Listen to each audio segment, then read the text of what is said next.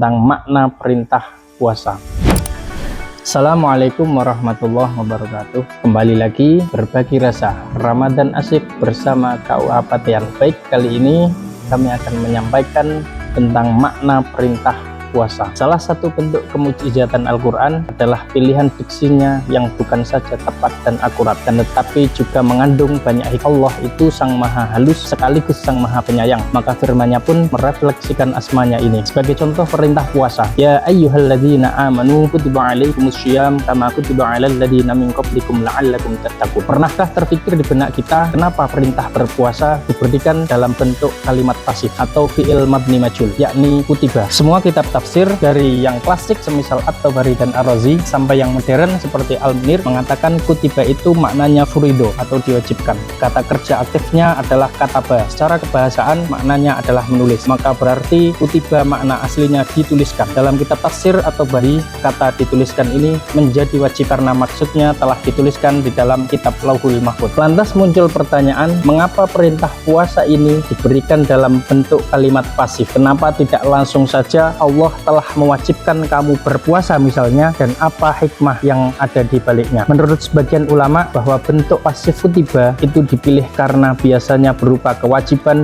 yang bersifat memberatkan manusia untuk menjalani kewajiban itu sendiri. Misalnya selain ayat puasa, redaksi kutiba alaikum diwajibkan atas kalian itu terdapat dalam ayat Qisas, ya ayyuhalladzina amanu kutiba alaikumul qisasu fil qatl. Wahai orang-orang yang beriman, diwajibkan atas kamu qisas berkenaan dengan orang-orang yang dibunuh. Ada lagi ayat tentang wasiat, kutiba alaikum idza hadara ahadakumul mautu in taraka khairanil wasiyatu lil walidaini wal aqrabina bil ma'ruf. Ketika seseorang telah kedatangan tanda-tanda maut pada dirinya, jika ia meninggalkan harta yang banyak, maka dia diwajibkan berwasiat untuk keluarganya secara ma'ruf. Dan juga ayat tentang perang, kutiba alaikumul qitalu wa huwa kurhul lakum. Diwajibkan atas kamu berperang, padahal berperang itu adalah sesuatu yang kamu benci.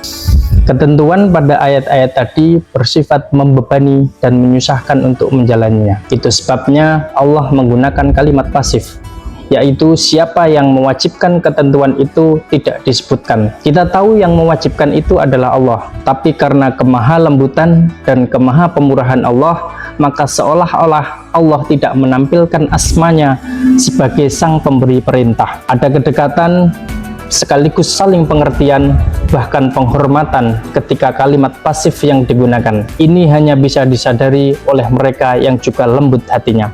Lantas kapan Allah menggunakan diksi aktif, yakni kataba? Kita dapati dalam Quran surat Al-An'am ayat 54. Wa idza ja'akal ladzina yu'minuna bi ayatina faqul salamun 'alaikum kataba rabbukum ala nafsihir rahmah. Apabila orang-orang yang beriman kepada ayat-ayat kami itu datang kepadamu, maka katakanlah, salamun alaikum, Tuhanmu telah menetapkan atas dirinya kasih sayang. Allah telah menetapkan kewajiban atas dirinya sendiri, yaitu rahmah atau kasih sayang. Si yang dipilih adalah kataba, kalimat aktif. Kata ini justru dipakai Allah ketika menetapkan kewajiban bagi Allah sendiri, dan tidak lain kewajiban itu berupa rahmah kepada kita semua. Kesimpulannya, untuk kewajiban pemberatan bagi hambanya, Allah menggunakan redaksi pasif, kutiba alaikum, diwajibkan atas kalian. Tapi terhadap dirinya sendiri Allah menggunakan diksi aktif, yakni kata ba'ala, dan itu pun hasilnya berupa rahmat. Semoga penjelasan ini semakin menguatkan kita bahwa dibalik kesusah payahan kita dalam olehnya menjalankan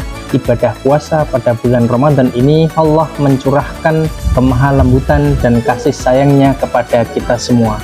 Amin amin ya rabbal alamin. Ihdinas siratal mustaqim. Assalamualaikum warahmatullahi wabarakatuh.